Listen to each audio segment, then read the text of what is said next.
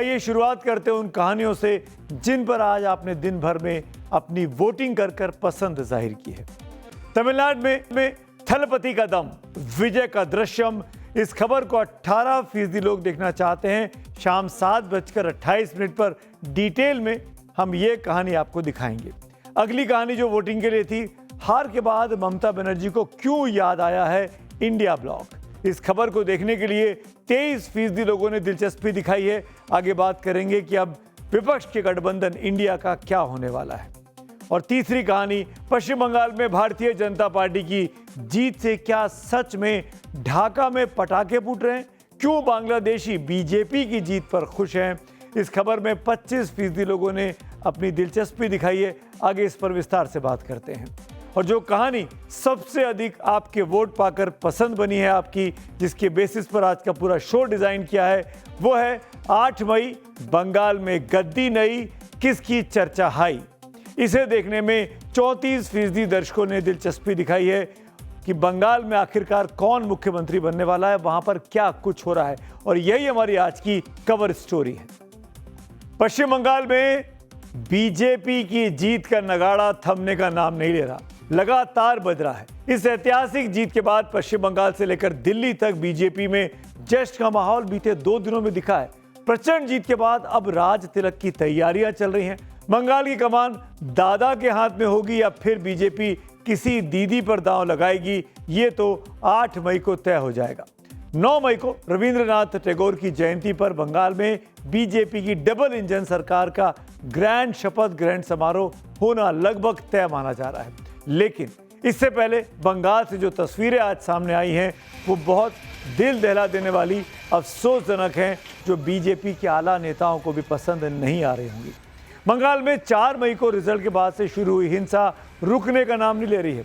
आगजनी, तोड़फोड़ और मारपीट की ऐसी कई तस्वीरें बंगाल से बीते 48 घंटों में सामने आई हैं। ये तस्वीरें जो इस वक्त आपके स्क्रीन पर हैं, ये कोलकाता के हॉग मार्केट की हैं, जहां पर बुलडोजर लेकर पहुंची भीड़ पर टीएमसी दफ्तर तोड़ने का आरोप लगा है। भीड़ ही बुलडोजर लेकर पहुंच गई। ये तस्वीरें टीएमसी सांसद महुआ मोइत्रा ने अपने एक्स हैंडल पर आज पोस्ट की है। आरोप तो ये भी है कि भीड़ ने बुलडोजर लाकर टीएमसी के न्यू मार्केट यूनियन दफ्तर को पूरी तरह तोड़ दिया।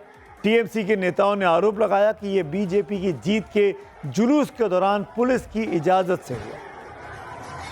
हालांकि अब कोलकाता पुलिस ने बुलडोजर के मालिकों को निर्देश दे दिए कि वो बिना पुलिस की अनुमति या वैध आधिकारिक ऑर्डर के किसी को भी बुलडोजर किराए पर ना दें। यानी बुलडोजर के जरिए किसी भी प्रदर्शन को अब परमिशन पुलिस ने नहीं दी है। नतीजों के बाद अब तक हिंसा में 6 लोगों के मारे जाने की खबर है। जिस हिंसा के डर से, जिस हिंसा की वजह से सत्ता का हस्तांतरण हुआ, सत्ता बदली, वो हिंसा अभी भी चल रही है, जिनमें टीएमसी और बीजेपी के कार्यकर्ता शामिल हैं। दोनों तरफ से आरोप लग रहे हैं। अभिषेक बनर्जी का दावा है कि बीजेपी के कार्यकर्ता टीएमसी नेताओं के घरों में घुसकर उनके साथ मारपीट करते हैं। पार्टी के ऑफिसेज में तोड़फोड़ और आगजनी की जा रही है। अब आपको एक और तस्वीर दिखाता हूं। हावड़ा में टीएमसी नेता श्यामल मित्रा की पिटाई का ये वीडियो खूब वायरल हुआ है। पिटाई का आरोप बीजेपी कार्यकर्ताओं पर लगा है। श्यामल मित्रा की सरेआम जमकर पिटाई की गई। इस तस्वीर में वो रोते बिलखते भी दिखाई देते हैं। इतने ही नहीं, उनके कपड़े फाड़े गए। बड़ी मुश्किल से वो जान बचा सके, ये कहा गया। ये तस्वीरें डिस्टर्बिंग है, परेशान करने वाली। आखिरकार ऐसा क्यों हो रहा है? लोकतंत्र के उत्सव में इस तरह की मारपीट की कहां जगह हो सकती है? कोलकाता के न्यू टाउन इलाके में जीत का जश्न मनाने पर बीजेपी कार्यकर्ता मधु मंडल की हत्या तक कर दी गई। हत्या का आरोप टीएमसी के कार्यकर्ताओं पर लगा। कल शाम बीजेपी की जीत का जश्न मनाने के लिए एक विजय जुलूस निकाला जा रहा था। आरोप है कि इसी जुलूस में कहासुनी पर टीएमसी कार्यकर्ताओं ने मधु मंडल को पीट कर मार डाला। अब ये 6 तस्वीरें आपके सामने हैं। लोकतंत्र के माथे पर किसी कलंक से कम ये तस्वीरें नहीं हो सकती। वैसे तो बंगाल का चुनावी इतिहास पहले से ही रक्त रंजित रहा है, लेकिन इस बार चुनाव आयोग ने बंगाल के चप्पे चप्पे पर सुरक्षा कर्मियों की कड़ी तैनाती और बड़ी तैनाती का दावा किया था। 2.5 लाख के करीब केंद्रीय सुरक्षा बलों को बंगाल की सुरक्षा करने की जिम्मेदारी इन चुनावों के दौरान सौंपी गई थी। ऐसे में सवाल है कि जीरो टॉलरेंस के दावों के बावजूद बंगाल में हिंसा क्यों हो रही है? हिंसा और तोड़फोड़ करने के लिए खुली छूट कौन दे रहा है? क्या पुलिस और अर्धसैनिक बल आंखें मूंदे हुए हैं? जिनके कंधों पर बंगाल की सुरक्षा की जिम्मेदारी है, आखिरकार वो कर क्या रहे हैं? जो 6 जाने चली गई हिंसा में उनका जिम्मेदार कौन होगा? ऐसे कई सवाल हैं जो लगातार पूछे जा रहे हैं और पूछे भी जाने चाहिए। इस बीच मुख्य चुनाव आयुक्त ज्ञानेश कुमार ने हिंसा और तोड़फोड़ में शामिल लोगों को तुरंत गिरफ्तार करने का आदेश दिया। बंगाल के डीजीपी के मुताबिक अब तक 200 से अधिक एफआईआर दर्ज की जा चुकी है। बंगाल में चुनावों के बाद हिंसा कोई नई बात नहीं है, हर बार होती है। फिर क्यों हर बार इस तरह की चूक पुलिस बल या अर्धसैनिक बलों से हो रही है? इस बीच बंगाल बीजेपी के अध्यक्ष शबीक भट्टाचार्य ने मुख्य सचिव दुष्यंत नारियाला से मुलाकात की। उन्होंने हिंसा को फौरन रोकने की अपील की। समित भट्टाचार्य ने साफ किया कि अगर भाजपा का झंडा लेकर कोई भी शख्स तोड़फोड़ या हिंसा करते पाया गया तो उसे तुरंत निष्कासित कर दिया जाएगा। हालांकि उन्होंने हिंसा के लिए टीएमसी पर भी ठीकरा फोड़ा। बीजेपी का आरोप टीएमसी पर है और टीएमसी का आरोप भारतीय जनता पार्टी पर। लेकिन इन सियासी आरोपों के बीच नुकसान तो सिर्फ बंगाल का हो रहा है, बंगालियों का हो रहा है। यह हकीकत है कि जब राजनीतिक दल एक दूसरे पर आरोपों की बौछार करते हैं तो जमीनी स्तर पर इसका खामियाजा आम आदमी को भुगतना पड़ता है, जो सिर्फ और सिर्फ बंगाल की शांति और प्रगति चाहता है। लोकतंत्र में हिंसा की कोई जगह नहीं है। यहाँ फैसला सिर्फ वोटों से होता है, हार जीत तो चुनाव का हिस्सा होती है। हम लोग का और 2-4 घंटा टाइम दीजिए, वो लोग सब सीधा हो जाएगा जो जो झमेला कर रहे हैं।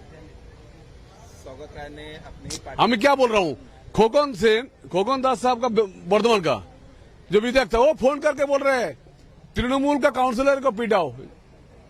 मैं क्या बोलूं, जो जल्दी जल्दी चाह रहा है भाई, कब हमको बीजेपी करना है, कब बीजेपी होना है, कब बीजेपी ने कंपटीशन लग गया। लेकिन एक बात है, हमारा स्वामी ने बोला है, शुभेंदु ने बोला है, जो भी कर रहा है इसका पीछे जो भी रहेगा गिरफ्तार होगा और पुलिस कड़ा से कड़ा सजा देगा। 12 साल हो गए। प्रधानमंत्री जी, आप अपने पद के अनुरूप आचरण करिए, रोकिए इस हिंसा को। बंगाल आपकी तरफ देख रहा है, पता नहीं क्यों देख रहा है। हम तो देख देख कर परेशान हो गए, थक गए। आपने कभी उस तरह का आचरण नहीं किया। वहीं टीएमसी के नेता चुनाव नतीजों के आने के बाद से ही सोशल मीडिया हैंडल से कई तस्वीरें पोस्ट कर रहे हैं। अब जो तस्वीरें आपके सामने वो हावड़ा के जगत बल्लभपुर की है, जहां टीएमसी ऑफिस में आगजनी और तोड़फोड़ के आरोप बीजेपी कार्यकर्ताओं पर लगाए गए हैं। ये तस्वीरें टीएमसी के सांसद कल्याण बनर्जी ने सोशल मीडिया पर पोस्ट की है। कल्याण बनर्जी ने एक और तस्वीर पोस्ट की है। ये कलकत्ता यूनिवर्सिटी के बाहर की बताई जा रही है। इन तस्वीरों में साफ दिखाई देता है कि कैसे बीच सड़क पर हिंसा हो रही है और इन्हें रोकने वाला कोई नहीं। ऐसी कई तस्वीरें लगातार बंगाल से सामने आई हैं।